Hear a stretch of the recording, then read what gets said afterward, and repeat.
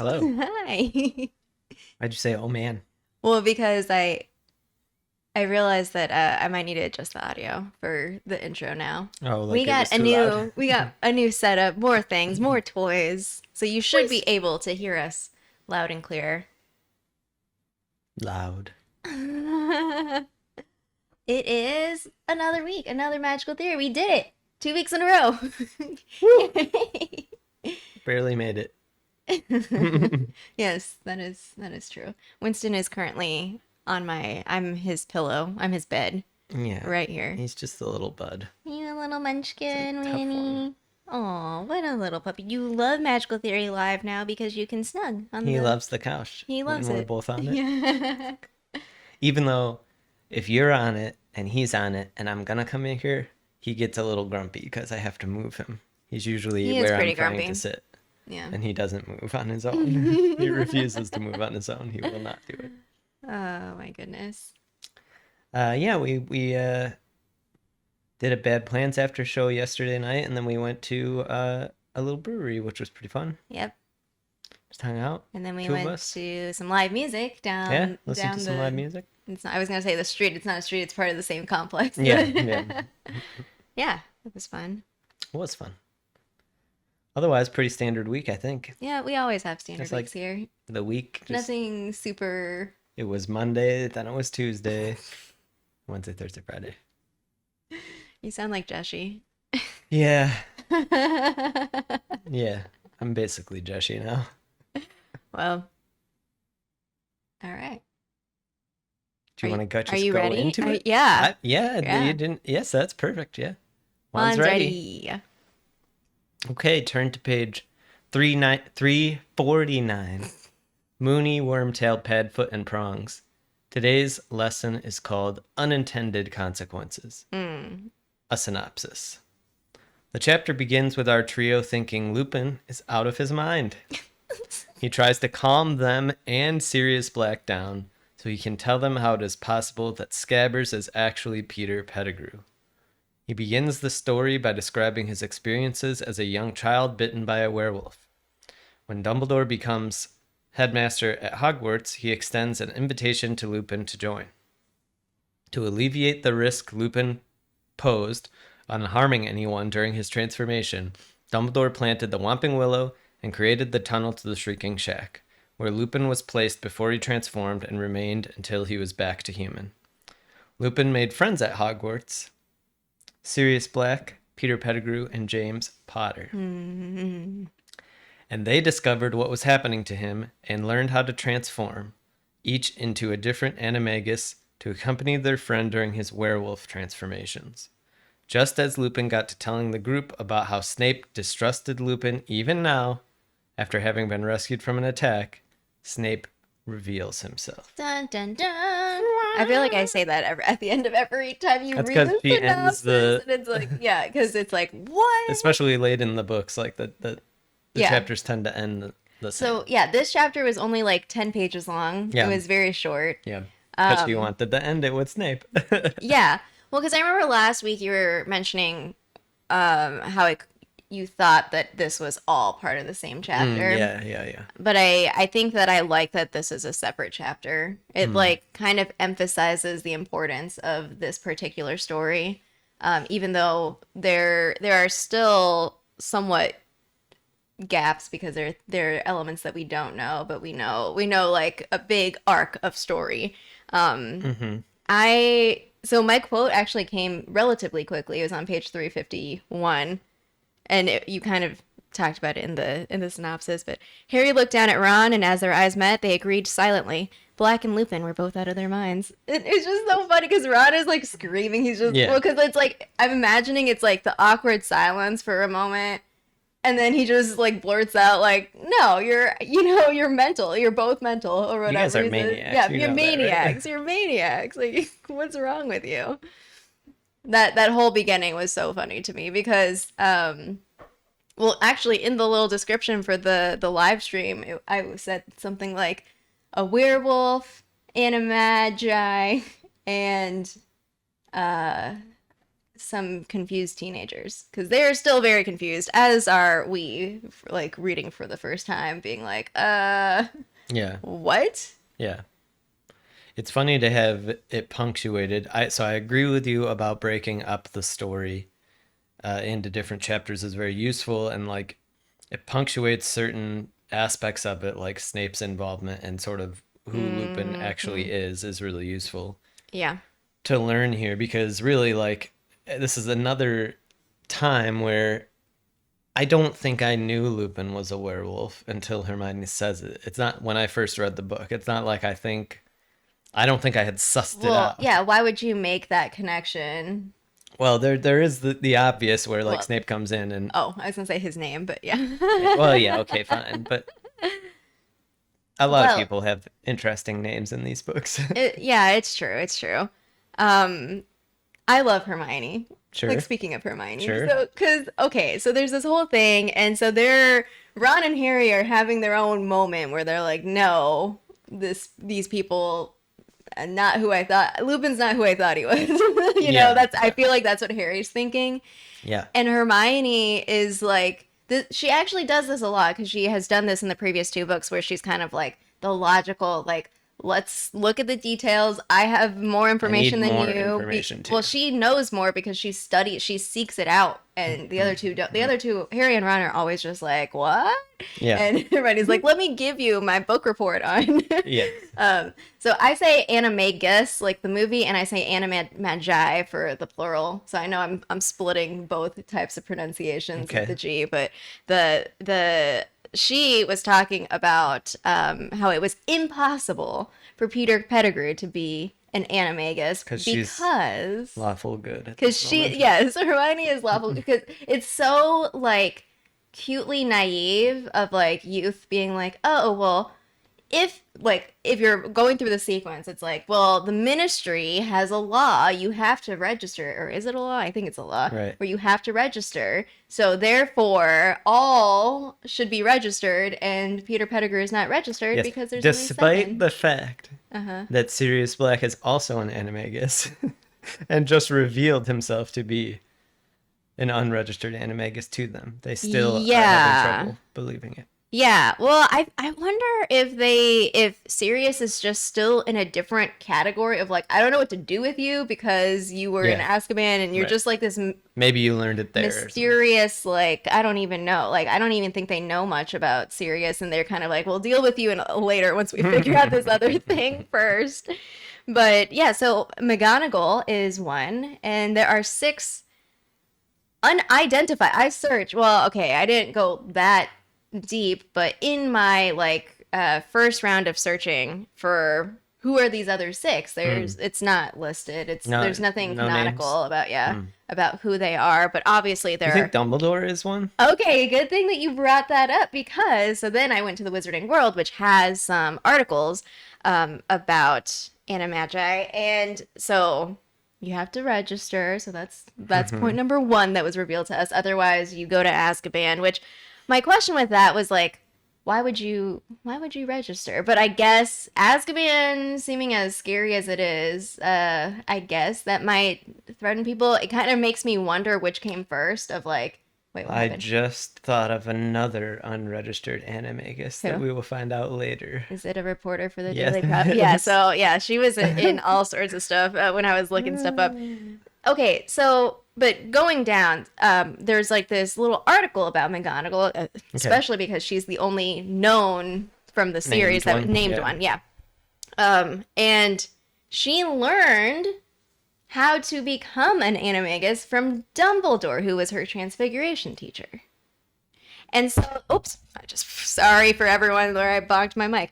So there's like speculation about whether or not he himself is one. So the actual quote from the article says, under the guidance of her inspirational transfiguration teacher, Albus Dumbledore, she had managed to become... Inspirational. Yeah. This is the official Wizarding World language, so... she had managed to become an Animagus. Her animal form is a tabby cat, so we know that. We've seen it.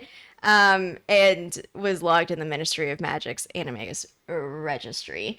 So like I was actually on Reddit for a few threads, and it was kind of funny because there's nothing confirmed that suggests that he is one, but a lot of people are like, well, why wouldn't he be one? He's like one of the most powerful wizards ever. And there's a theory, a fan theory, that his because another element is that you don't choose your animagus form. Okay. It is mostly based on personality, and it's really likely that your Patronus and Animagus would be the same.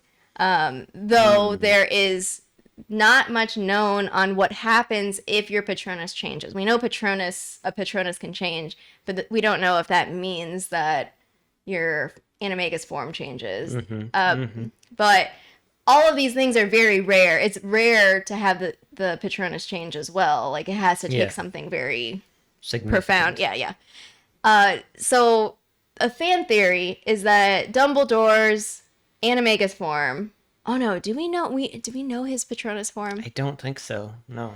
There's a theory that his Animagus form is a goat, and that the goat Animagus form of Dumbledore tortured or trolled Aberforth, and just like, because Aberforth has a thing with goats, you know? Yeah, but I think we know Aberforth is a goat. His Patronus is a goat? Yes. You know what I thought would be interesting? Animagi? Is if, like, what if Dumbledore's is like a snake? That'd be kind of interesting. But yeah. Yeah, so we don't know about Dumbledore, but it is something that seems like, I don't know, it seems like he should be. Yeah. Or, I mean, at least he definitely could be, but I could see him not necessarily bothering to actually do it himself, but maybe he knows enough to, like, help somebody learn. So the process is very, very difficult. They talk about and it in the chapter, yeah. Yeah, and I just feel like Dumbledore, at least younger Dumbledore, I think older Dumbledore has learned some lessons through his life, and we know a little bit about his younger self in, like, the times of Grindelwald, but I think that a younger Dumbledore would not be able to resist the challenge of hey, this is a difficult thing, and it's dangerous, and it could go wrong and have very dire consequences. I don't think that he would. I think he would just do it for the sake of doing it, you know. With Grindelwald, yeah. Oh my gosh, now so many questions. So here's the thing: there's probably like millions, not millions, but like so many unregistered Animagi. Yeah. I would suspect there's probably a lot. Yes. Because the other thing I was thinking about is that there's a werewolf registry, right? Is it a werewolf? I think there's a werewolf registry. There's like multiple forms of registries, because I remember we read in Fantastic Beasts and Where to Find Them the actual like little the one written by Newt Scamander, that there was this, you know, the history of it. There's this involvement, and then there's like the ways that we classify different beings and like who's a beast and all this stuff. And I would just imagine in general that I guess probably what I'm thinking about what I'm thinking about is like, I don't know. There's a lot of stuff and perhaps past history within the wizarding world that would make me reluctant, even if I were an Animagus, to actually put my name forward to be on a registry and like, this is this person and this is their form and whatever. Right. Because I don't know. Do we ever fully trust the Ministry of Magic? I doubt it. Even with Hermione Granger, current day minister. I doubt it. No, I doubt it. No. Especially, you know, Hermione Granger, who's spoiler alert for Wizards Unite, Veritaserum people, poisoning them, yeah, to get the truth out of them. Yeah. Transfiguration and Animagi are different. So the example was Victor Crumb turning his head into a shark or whatever it was that he did. Transfiguration is a form of spellcasting. Right. Becoming an Animagus is forever. Right. It's a thing that changes you. Yeah, I think that was mostly. Okay, so the only other thing that there are a couple other things. One is you don't adopt the lifespan of the animal you embody. So this actually ties back to Scabbers of like, right. Scabbers, 12-year-old rat, like, come on. Right. Something's weird. Yes. Which I do feel bad for Ron. having this, like, you know, his whole life just turned upside down. Like your best friend. I don't think your bad pet, even really hits it. It's like, this is madness. He's devastated. Well, he will be devastated, but he is. This is in the denial. Like, this is too absurd to be a possibility. Absurd. Yeah, it's very absurd. So it's very realistic that they're just like, no, these people are they're just wrong. Yeah, they've lost it. Mm-hmm. I mean, even Lupin's story, like, yeah. Let's talk about the story, because I have some, like, that is a story. Oh my goodness, I don't have many thoughts, just like general reactions. It is. There's not too much to say about it, I suppose, other than like it's clearly that it is the chapter. Is him telling this part of that story, and filling in. Of course, the parts that I love, like, as a budding writer, are the ways that, like, all the pieces in the book come together now. So it's like, right. But they're starting to. Like, it's different aspects of the book all kind of moving together. So you got the Whomping Willow, you got the Shrieking Shack, you got the tunnels, you got the map. Yeah. You got you got the werewolf, you got the moon. Well, it comes together, but then it's like there's so much more to all of these things that we still haven't fully uncovered. It's the interpersonal dynamics that, so she links all the sort of, like, inanimate stuff pretty nicely. But the interpersonal stuff really pulls it all together, because it's like, well, okay, like, these guys were friends. Yeah. They were friends. Like, that's where everything starts. So one of the things I wrote down was that I'm trying to think about, so these are teenagers, right? Right. They're kids. And I was thinking about my childhood relationships, and then, like, we've talked about, like, different types of friends, and, like, so my friendships in growing up were mostly, like, cycles. So it was, like, basically depending on what year it was, who was in my class and whatever, I would have, like, a new best friend, or, like, I never really had a core friend group that persisted. I mean, a little bit in high school, but it wasn't, like, a very long-term thing. So, like, the thought of me imagining myself in this position where, like, one of my friends is a werewolf, I'm going to commit 3 years to learning how to be an Animagus. It really helps that it's a residential school. Yes, it does, because that was the other room. Yeah, they slept in the same room. But still, like, you would have to make that commitment to another person and be like, I'm going to do this permanent thing that could be deadly. Could go bad. It could go very bad. Yeah. And do this for you because I value you as a friend. Like that. It was very just noble. Like, oh my gosh, dagger to my heart. That's nice. So sweet. Yeah. Yeah. Yeah. And the fact that it's sweet, you're probably going to say, makes it all the more sour. Yes. That this has happened. Well, whatever we're about to discover. Either Sirius betrayed them or... Two ends. That's why Lupin's life is so tragic. And that's why Lupin is most like Harry for me. Like, there's so many similarities. He's a kid. Yeah. His life is tragic. Yeah. But he still finds joy. He still survives. He is a survivor. Well. So you... Okay. Everyone...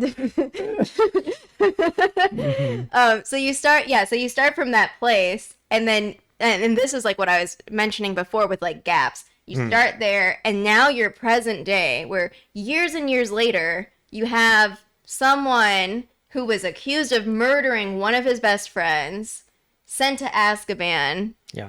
And not only that, but whatever happened in between that and here now, he actually wants to murder one of his best friends, childhood friends. Yes.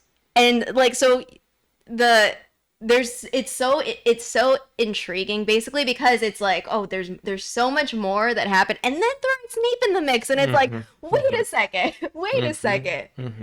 there's a lot more. And it's one of the most brilliant things going on in the whole series, which is that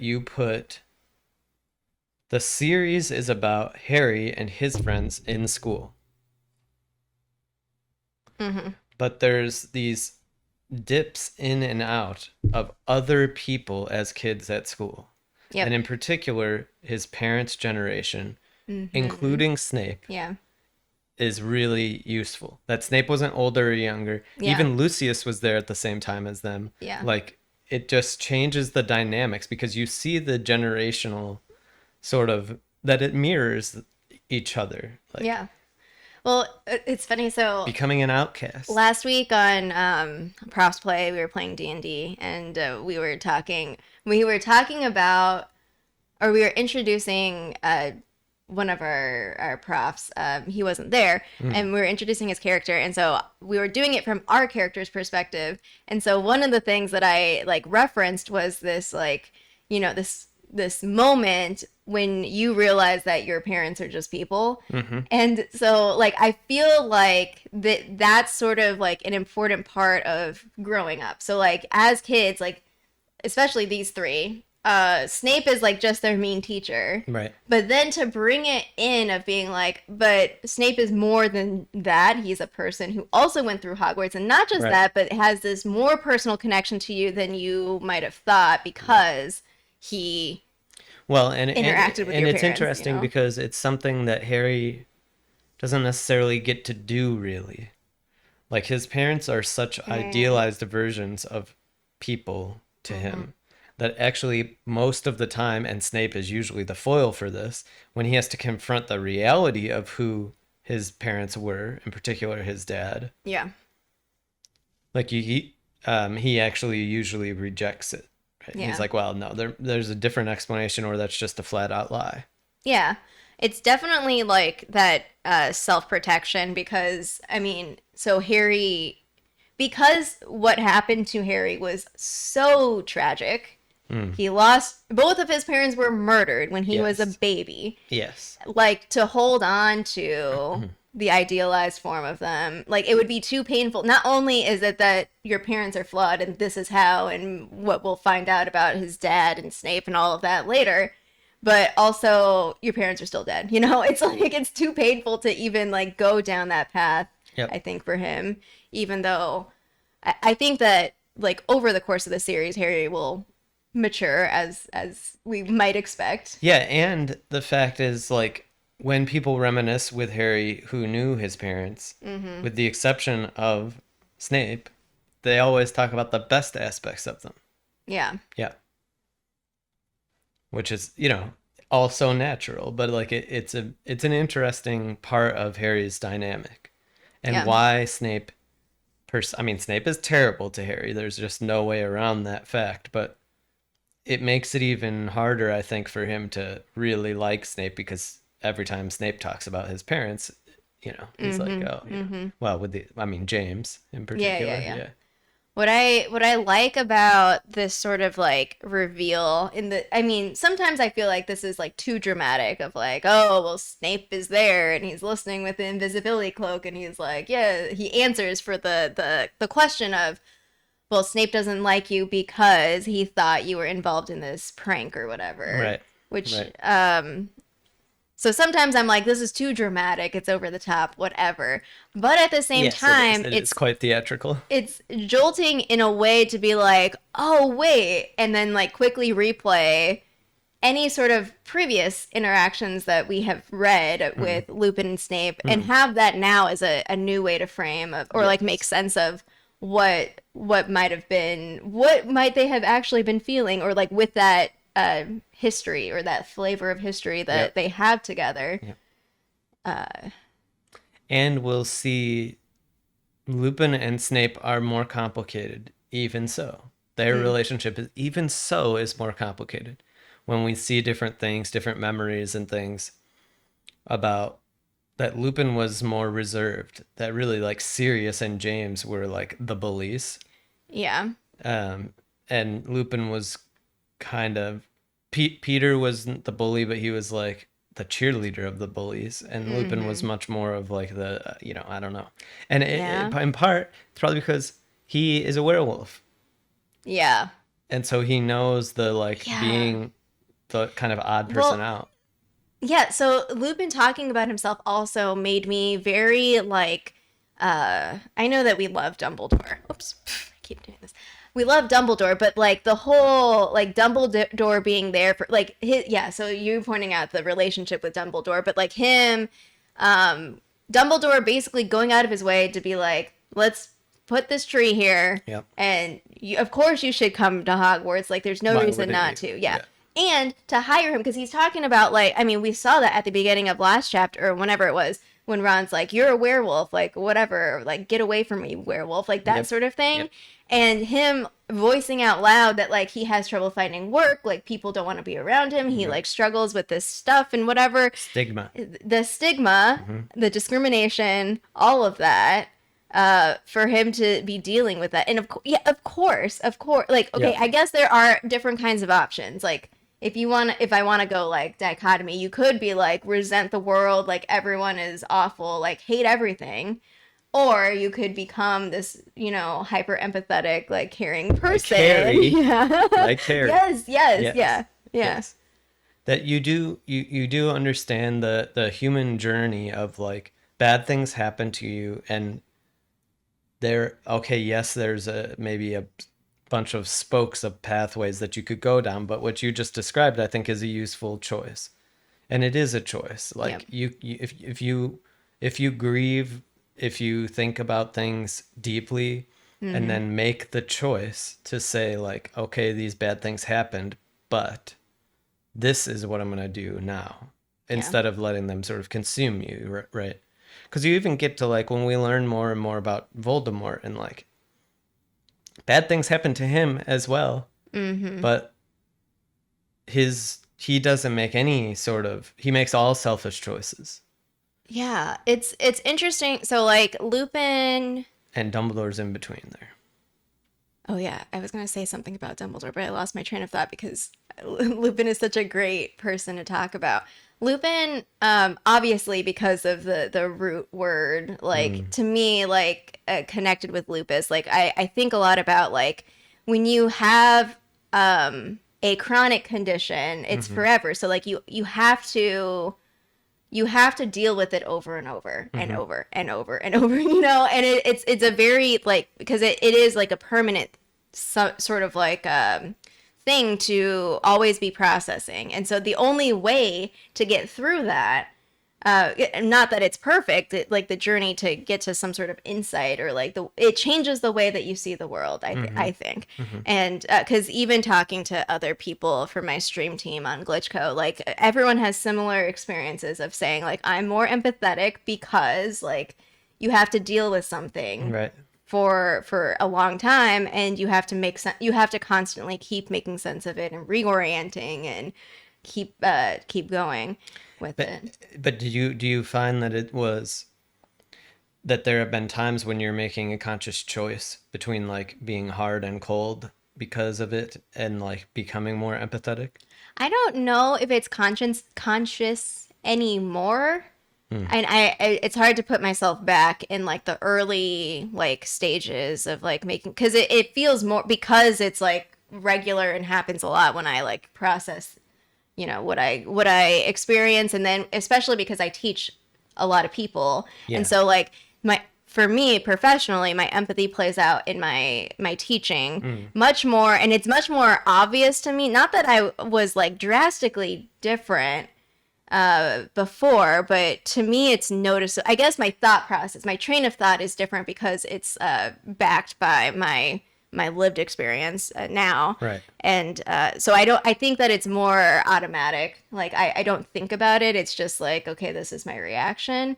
And I do know that, I mean, I'm not perfect, obviously. So sometimes, like, I do, like, act in more, like, rigid ways than I usually would. You know, it's the sort of, like, treat others how you would want to be treated. And so part of, like, I think my default more is to be more flexible with people. Regardless of, like, it doesn't matter if, because I don't think that my students all have lupus, obviously, but, like, and it doesn't matter if they have chronic illnesses or anything like that, but just in general, just like, from a philosophical standpoint of, like, what you value, how you see the world, what matters, I think that to me is the biggest change, was, like, what actually matters, and those things being different, even though I would like to I would imagine Lupin was probably already a good person, like, even though he was bitten by, like, as a kid. Right. So that even makes it, like, a longer term thing of, like, from childhood, even through adulthood, having to deal with being a werewolf. And do we learn about we do learn a couple more details about okay how okay and why, because I wanted to be like, that's also very sad. People. If you think about his parents, I mean, like, yeah, it's crazy. Yeah, it's really sad because we will learn more later in a later book. yeah And so I would be happy kind of ending the discussion on Dumbledore, who's about to become an even more integral part. He's it's not only that he seeks out Lupin as a kid to come to Hogwarts, he does it again as an adult right here in this year to have him come and be a professor. Yep. So somehow Dumbledore recognizes something in Lupin. Now, early, obviously, he wouldn't have known Lupin when he invited him to be a kid, so that was a very principled decision. Yeah. At this point, it was more like this person would be a very good influence on kids, and plus the potion has been invented, which we know to be. What do you think helpful. those conversations between Dumbledore and Snape are like? Snape is just constantly being like, Lupin is the worst, and I think in book 7, when we see Snape's memory, I think there's one about Lupin and Sirius, but I could be wrong. That could be way off. It's very interesting to me because also, I mean, we don't know this necessarily right now, and especially the kids don't know this right now. The Dumbledore-Snape relationship, and like that is very interesting to me. Yeah. Yes. So, like, if you think, for me, if I think about some of the sort of real patterns of strength in J.K. Rowling's writing, like having interpersonal relationships not be influential on the story, but not always be known to us. Yeah. And so then we see later of like, oh, Snape and Lupin know each other. They know each other for 20 years. Yeah. And therefore, like, all that baggage is at play here. Yeah. And so, like, it's like Lucius and Mr. Weasley, and like, there's just a lot. There's a lot like that. And so, yes, Dumbledore and Snape is a big one, obviously. Mm-hmm. Where, like, we don't find out until very late in the game on purpose whether or not Dumbledore is correct about Snape. Yep. So, and, who knows if he's fully correct. Oh, yeah, the other question I had was, so this is not about Dumbledore, but it was, so Lupin was, when he was talking about Snape, he said something, I didn't write it down, but he said something where he was, about being jealous of James. And he said, probably because he was good at Quidditch. And my mind was like, my mind was like, I was trying to dissect the sentence to see like what the punctuation was like, to be like, is there meant to be something? Is there meant to be? There was the ... Was there? There was a ... Yeah. There was. But it wasn't like he was stumbling over his words. It was sort of like he just casually, or he just kind of like said it, rather than stumbling to get to the, he probably. Well, it would make the story take a different turn and probably be a lot longer. Yeah. To get to the point. Well, Sirius is also in the background being like, hurry up, Lupin, I want to kill him. Stop talking about this. Yeah. Yeah. No, that's great that you found the ... That's really useful. Mm-hmm. I think I had never thought about that. Yeah. But obviously they know. Yeah. Yeah. Oh, yeah. All right. Well, good. A short chapter, but a lot happening. Yeah. I mean, we're keeping with our theme of adults not fully telling the kids what's happening. So nobody tells anybody everything. That is true. Yeah. Well, I even said like last night or whatever, like I have so many direct conversations than like in these fantasy worlds. Like even Hermione didn't tell Ron and Harry that Lupin is a werewolf.